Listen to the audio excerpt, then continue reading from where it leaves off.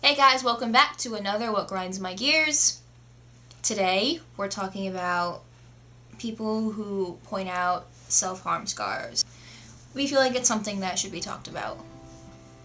And I'm sure you've all been in school and you've seen a guy or a girl who has cuts on their arms, and sometimes people don't say anything about it because people don't ask. And then sometimes people point it out and it really, really hurts that person's feelings. And there's right ways to confront the person about it, and there's wrong ways. If you're at lunch and you're in a group of people and you're all laughing and stuff, and you see someone's scars, don't do it in public. Don't do it in front of other people. What's that? Did the cat do that? Yeah. Oh. People will be like, oh, what happened? As if they don't know, you know? Like, in front of a bunch of other people, like, they'll just see it somehow and they'll just say, hey, what's that? You know, what happened? Like, that's because it puts the person on the spot, you know? And usually, this doesn't go for everybody, but usually people try to cover it up, you know, with bracelets or sleeves or whatever, and sometimes the bracelets fall, the sleeve falls down. There was a reason why they were covering up. They don't want people to know. You know? Yeah. So don't go and point it out and ask, because it's putting them on the spot. They don't want to talk about it, not when there's a bunch of people around, and not when you blatantly throw it out there like that with no compassion in your voice. You know what I mean? Mm. And not everybody also hides them. Some people, they don't wear bracelets or they don't wear sleeves. Those people usually don't care who sees. They're kind of at that point where it doesn't matter if anybody sees. But even then, it still hurts for you to point it out like that. Never, ever, if you see somebody who's struggling, never just ignore it and think that, you know, they're just a phase. Yeah, I'll get over it. They're being dramatic, you know, it can't be that bad. Don't do that, because a lot of times these people just need someone to talk to, and you, especially if they know that you saw it, because there's that eye contact, you know what I mean, and then you just pretend it didn't happen and you never bring it up again, that also kind of hurts, because it's like, you see me struggling and you don't really care. And that's not nice.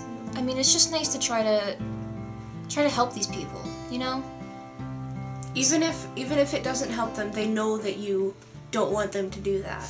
And another thing, don't think that loving somebody is gonna make all their problems go away. You know what I mean? Yeah.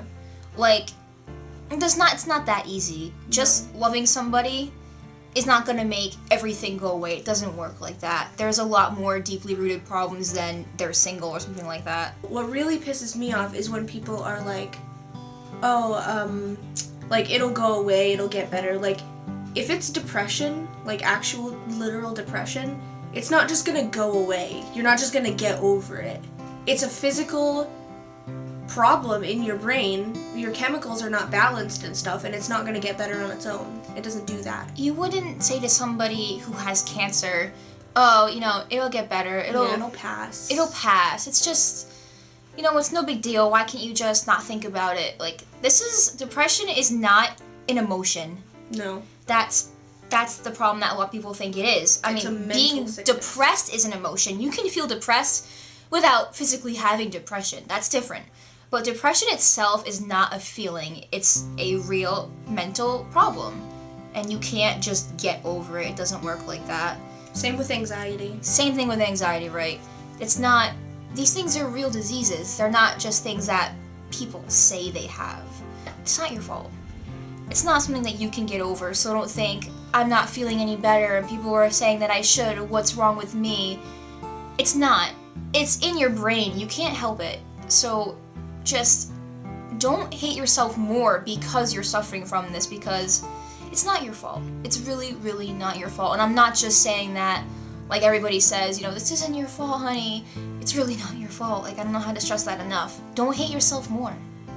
Now, here are the ways how you could confront someone about it.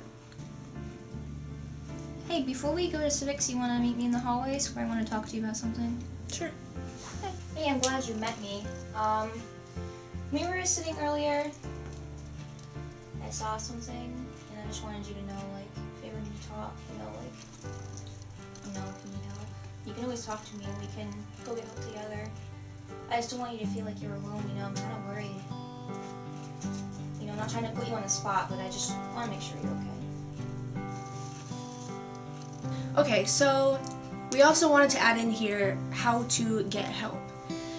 Basically, if you have depression or anxiety or you're just depressed all the time and you don't want to live anymore, please get help. There are people out there that will help you. You know, I know it's not easy because a lot of these things you don't want to talk about it, you don't want to admit it, but in the long run, it's a lot better for you to try and seek help than keep battling it on your own. You don't have to do this alone. So talk to your parents. If you can't talk to your parents, talk to your best friend. You know, talk to someone. Talk to a trusted teacher at school, a trusted family member. You know, there's even help sites online. We'll in the comments below, we'll put the national suicide hotlines for all the countries, and there's other numbers for people who need immediate help. And we'll put websites where you can get help and information, because this is a serious problem. So, and if you know somebody who is suffering, please confront them about it. I can't stress that enough. Please help them get help. Even if they end up hating you for it because they don't want anybody to know, I mean, it's what's better for them. In the long run, you saved their life. And I think that's more important than they just don't like you anymore, because their life is very valuable. Another thing is, read up on it. If you go in there, if you want to confront someone about their depression, don't go and be like, oh, just it'll all pass. You have to know what you're talking about to be able to talk about it correctly. So anybody who's suffering, you can message us anytime. We'll put down in the comments below our Twitters, our personal Twitters. So anything you guys need. And if you know somebody who's struggling, you can ask us how to confront them too, because this is something that we both know a lot about for other reasons, and we would like to help you guys. So be safe, guys, be happy, and thank you. Comment below if you liked this video and tell us what you want us to talk about next. Share it on Facebook and whatever websites you want so people will see it and spread the awareness. So thank you guys, and have a good day.